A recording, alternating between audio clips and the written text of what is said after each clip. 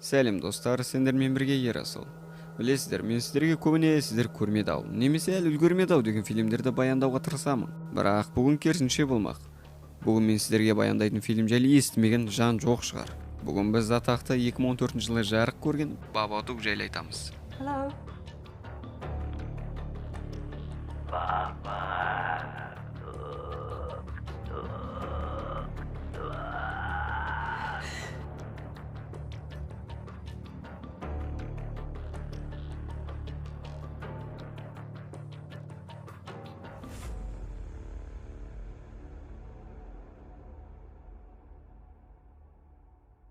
Кино өмірде де түрде де әбіржіп жүрген Амелия есімді әйелдің өмірімен басталады. Солай бір күн Амелия жұмыста жүргенінде жалғыз баласы 6 жасар Саумелдің мектебінен Амелияны шақырады. Сөйтсе баласы мектепке қару алып келіпті. Сол үшін мектеп қызметкерлері жалпы үнемі бір түрлі мінез шығаратын 6 жасар Саумелді басқа балалардың қауіпсіздігі үшін Саумелді оқудан шығарамыз дейді. Анасына бұл да ауыр соққы болады. 6 жыл бұрын Саумелге толғағы келіп ауруханаға бара жатқан кезде жол апатына түсіп күйеуінен айырылған екен. Кешкісін Саумел өзінің тауып алған Бабадук мырза кітабын анасына оқып беруін сұрайды. Бабадук өте көңілді, тез дос болуға болатын тіршілік иесі. Бірақ кітап ары қарай сұмдық заттарға толып кетеді. Қара тымақ, қара сырт киім киген, ұзын өткір тырнақтары бар бұл мақұлық түнде балаларға келеді дей бергенде Саумел қорқып анасынан доғаруды сұрайды.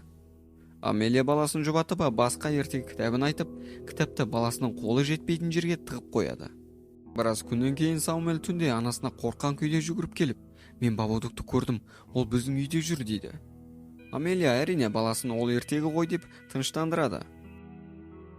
Ертеңінде Амелия жұмысқа кетерінде Саумелді сіңілінің үйіне тастап кетеді. Ал кешке келгенінде Саумел сіңілісінің кішкентай қызына Бабадук сені жейді деп қорқытты деп сіңілі ашуланып жүр екен.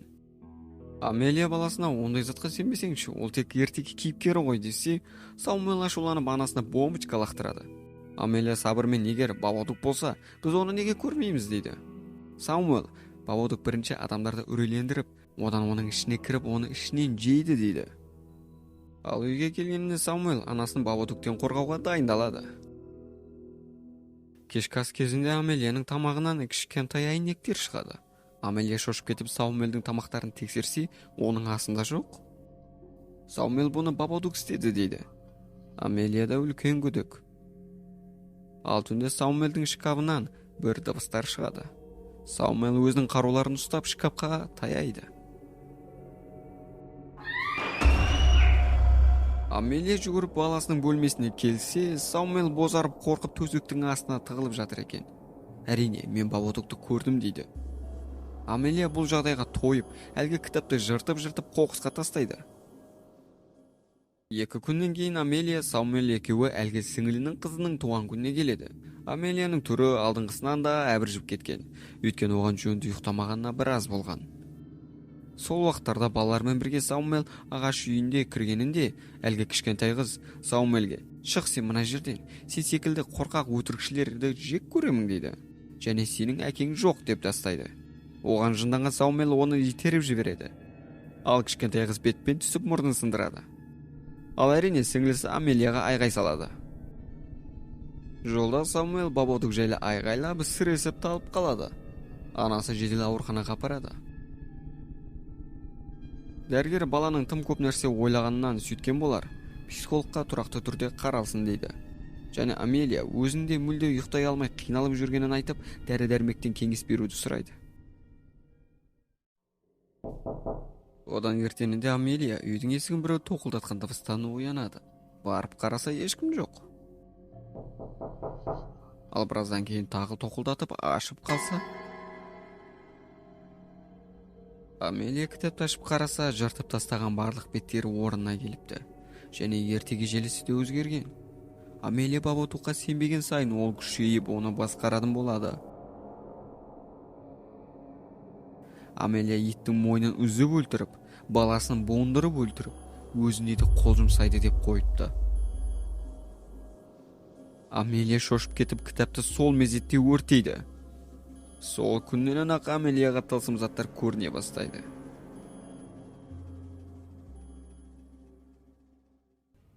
Бір күні түнде Амелия тақырлаған дыбыстардан оянады.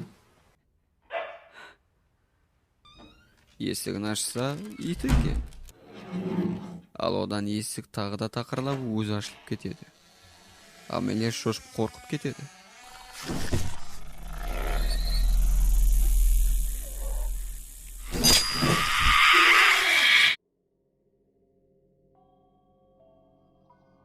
Амелия оны өңі ма түсі ма ажырата алмай, баласын алып астыға түседі. Амелияда жөнді ұйқы жоқ, біраз болған. Солай меңзем болып отырғанында теледидардан бір түрлі нәрселер шыға бастайды.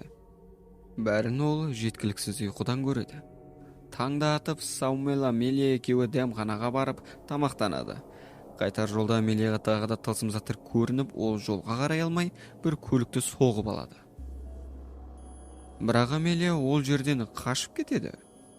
Саумел анасының жағдайына нашарлап бара жатқанын көріп, анасына сіңліне қоңырау шалшы дейді.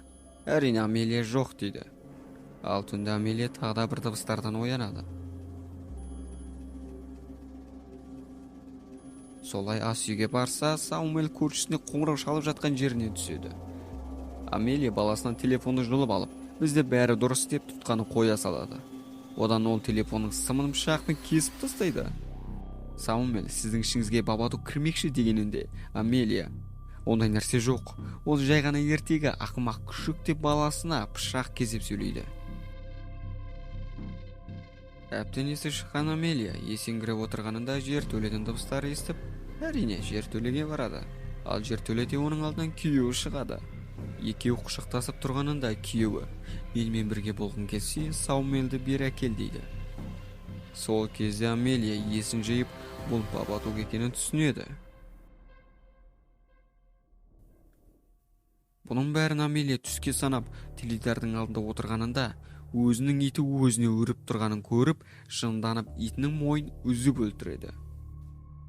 Одан Амелия Саумелді іздей жөнеледі. Ал оның бөлмесіне қанша қақса да, Саумел есікті ашпайды. Бірақ Амелия гарайлап болып оны бір тебеді. Күйеуімнің орнына сен өлгеніңде жағдай мұндай ауыр болмас еді дейді. Ал Саумел: оған сен менің анам емессің, сен Бабадуксың дейді. Амелия Саумелге бас салмақ болғанында Саумел бомбочка жарып қашып кетеді. Амелия Саумелге есі кіргенін айтып: балам, мені кешір, маған не болғанын өзім түсінбей тұрмын деп Саумелге ақырын таяп: балам, мен сені әкеңмен кезіктірейін ба? Ол жақта өте көп кәмпиттер бар дейді. Саумел жағдайды түсініп анасының аяғына пышақты қадап жертөлеге жүгіре кетеді. Амелия да артынан қуа жөнеледі. Бірақ Саумелдің дайындаған тұзақтарына түсіп қалады. Есін жисе Саумел оны байлап тастапты. Сіз мені жек көрсеңіз де, мен сізді жақсы көрем, Бабадукты ішіңізден шығарыңызшы дейді байқұс. Бірақ Амелия қолын босатып алып Саумелді қылқындыра бастайды. Сол кезде ол есін жиып баласын тура босатады. Амелия бар күшін жинап әлгі бәлені өзінің ішінен шығаруға тырысады. Солай ол бір қап-қара бәлені құсып есін жияды. Әлсіреген Бабадук өзінің соңғы бір-екі трюктарын істеп жертөлеге кіріп тығылып қалады.